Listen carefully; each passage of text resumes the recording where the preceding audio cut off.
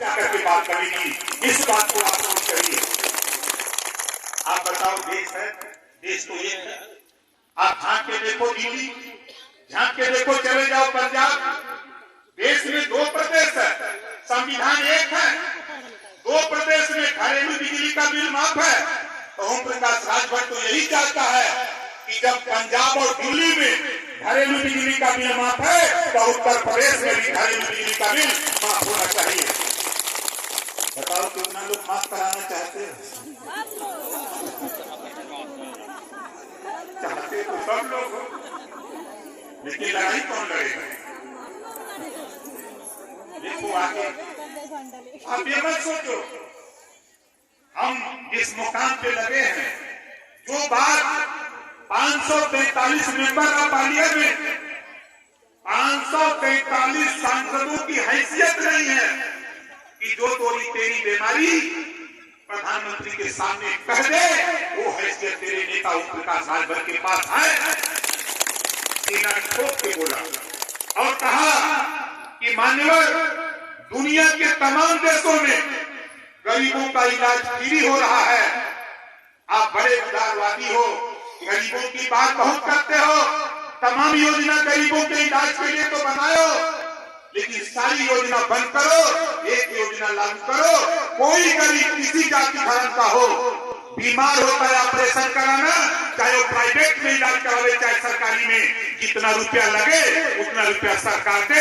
इस तरह का कानून देश में बना करके आप पेश करो। बोलो सही कहा कि गलत कहा? सही कहा ना? ले आऊंगा, आपके सामने दिखाऊंगा। जो बात कमरे में किया हूं प्रधानमंत्री के सामने, आपके सामने प्रधानमंत्री जी को बैठा करके उनके सामने इसी बात को डंके की चोट पर ओम प्रकाश राजभर करेगा। देखिएगा, हम उस मिजाज के हैं। हमारी कोशिश हो रही है, तमाम नौजवान बेकार घूम रहे हैं। वो लोग घर में नौजवान बेकार है कि नहीं? पढ़ लिख करके नहीं पढ़ा लिखा है तब भी रोजी रोटी के लिए परेशान है। हम तो चाहते हैं कि देखो ये कानून पास हो जाता देश में। मैंने प्रधानमंत्री जी से कहा, मान्यवर, एक रोजगार परक शिक्षा का कानून आप बना दो, कक्षा 5 से या कक्षा 4 से। मोबाइल बनाना, मोटरसाइकिल बनाना, फ्रिज बनाना, एसी बनाना, कूलर बनाना, पंखा बनाना, इस तरह के 100 विषय बना दो। एक विषय हर बच्चे को पढ़ना अनिवार्य कर दो। उन्होंने पूछा कि इससे क्या होगा? मैंने कहा जिस भी बच्चा विद्यालय 4 साल 5 साल बाद छोड़ेगा, उसके हाथ में हुनर होगा। कहीं भी मोबाइल बनाना अगर सीख रहा है तो किसी मोबाइल की दुकान पे जाकर 3-4 महीने वो प्रैक्टिस कर लेगा, रिहर्सल कर लेगा, तो दुकान खोलकर अपने परिवार में रहेगा और 500 रुपया कमा करके अपने परिवार की जीविका भी चला लेगा। बोलो सही कहा कि गलत कहा? ये रोजगार परक शिक्षा, रोजगार परक शिक्षा लागू कराने के लिए हम अनवरत संघर्ष कर रहे हैं। हमारा अनवरत प्रयास है कि ये काम हो। हमने एक सवाल और प्रधानमंत्री जी से बड़ा तगड़ा पूछा था, उसमें गृह मंत्री जी अमित शाह जी से थोड़ा हाथ ताक हो गया भाई। उन्होंने कहा कि ये बात आप क्यों बोल रहे हैं? इस नाते बोल रहा हूं कि जब देश की आजादी की लड़ाई लड़ी जा रही थी राष्ट्रपिता महात्मा गांधी जी के नेतृत्व में, राष्ट्रपिता महात्मा गांधी जी का प्रदेश गुजरात, राष्ट्रपिता महात्मा गांधी जी का प्रदेश गुजरात, सरदार वल्लभ भाई पटेल जी का प्रदेश गुजरात। आजादी की दीवाने, आजादी की लड़ाई लड़ने वाले लोग कहा करते थे कि जब देश आजाद होगा तो सबसे पहले जो गरीबों के उत्पीड़न का, गरीबों के परेशानी का सबसे बड़ा कारण शराब है। आजादी के बाद जिस भी सरकार बनेगी देश की, उसी दिन शराब बंद होगी। तो मान्यवर, गुजरात में तो शराब बंद हो गई, फिर उत्तर प्रदेश में शराब क्यों नहीं बंद हुई? इसका जवाब देना पड़ेगा देश और प्रदेश की सरकार को। हम आपसे पूछना चाहते हैं, बताओ दारू बंद होए के चाहिए कि नहीं? कितना लोग चाहता कि बंद हो जाए? दोनों हाथ उठाओ, देखा कि पिया तो नहीं उठाओ।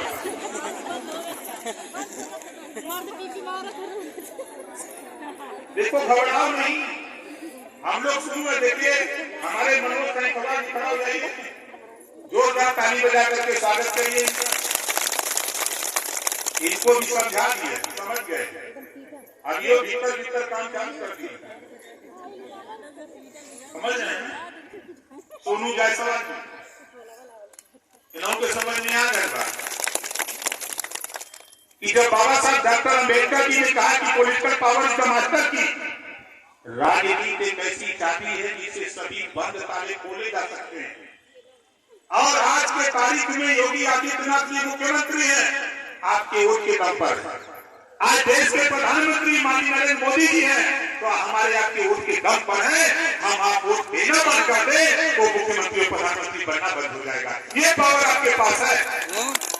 आप अपनी बात को करते हैं। पार्टी भैया तनी एकदम आ गए तो कहा नौजवान आजकल का शिक्षा की बात को कम करता है, दारू की बात ज्यादा करता है। नौजवानों देखो, ये समय सुधरने का है, ये समय सुधरने का है। पढ़ो, मेहनत करो। ओम प्रकाश राजभर आप सोचो मत, विचार करो। बसपा को पीट दिया हूँ, एक एमएलए बचा है। कांग्रेस को पीटा हूँ, 2 एमएलए यूपी में बचा है।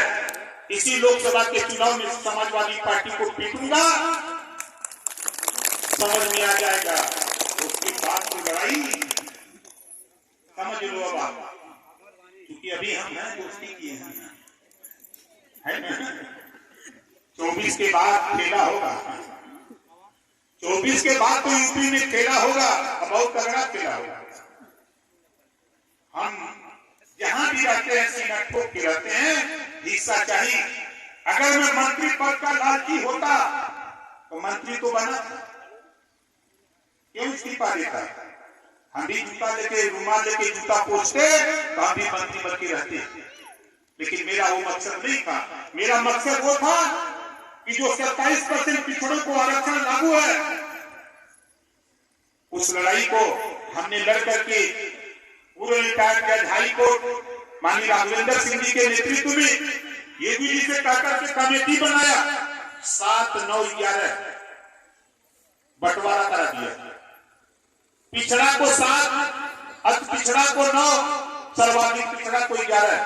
100 दरोगा की भर्ती होगी तो 27 पिछड़ी जाति का होगा और पिछड़ी में भी 3 कैटेगरी होगी।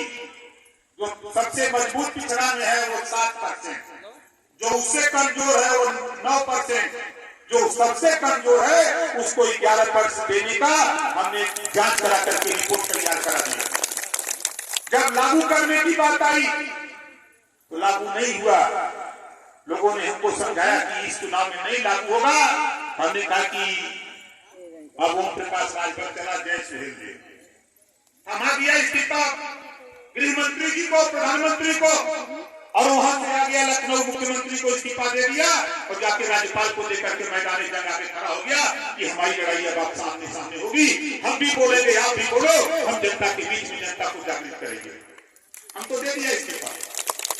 हमारा मकसद वो नहीं, हमारे लिए मंत्री पद नहीं, हमारे लिए गरीबों आपको अधिकार दिलाना सबसे बड़ा मंत्री पद होगा।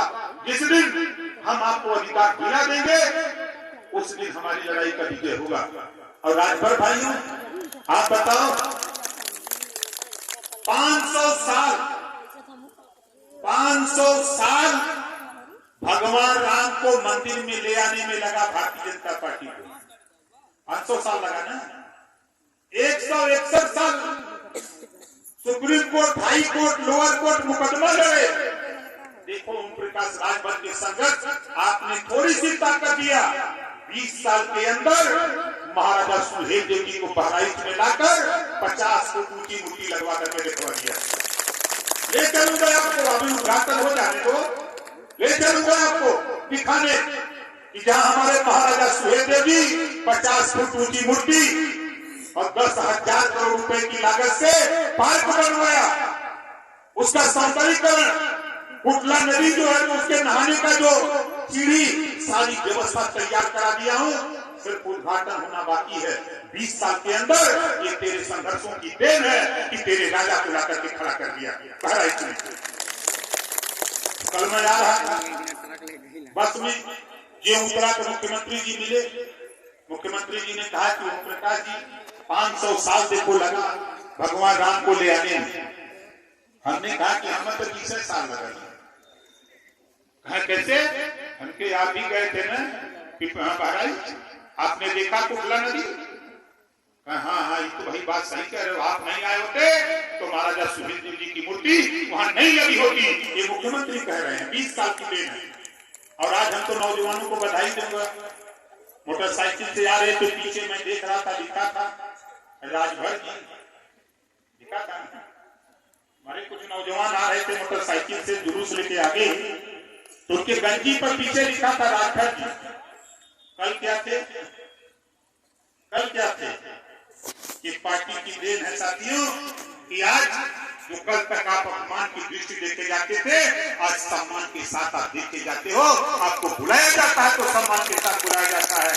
आप देखो टेलीविजन पे कभी नहीं आते थे, लेकिन आज चाहे राष्ट्रीय चैनल हो, चाहे प्रदेश का चैनल हो, चाहे अंतरराष्ट्रीय चैनल हो, जो आप गंजी पर पीछे लिखवाए हो राजभर जी, टीवी पर भी बोला जाता है, का हो राजभर जी?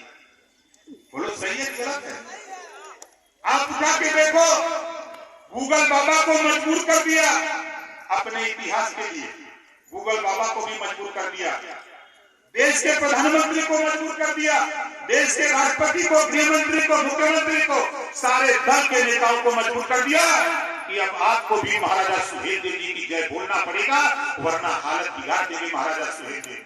और आज BBC London, British broadcasting corporation of London, जो दुनिया की समाचार एजेंसी है, BBC लंदन, वहां से प्रसारित होता है कि भारत देश में एक ऐसा महाप्रतापी राष्ट्रवीर राजा राजभर महाराजा सुहेलदेव जी पैदा हुआ, जो देश में राष्ट्र की रक्षा के लिए, राष्ट्र की सुरक्षा के लिए विदेशी आक्रमणकारियों को निस्त नाबूद कर दिया। 157 साल तक कोई आंख नहीं दिखा सका भारत पर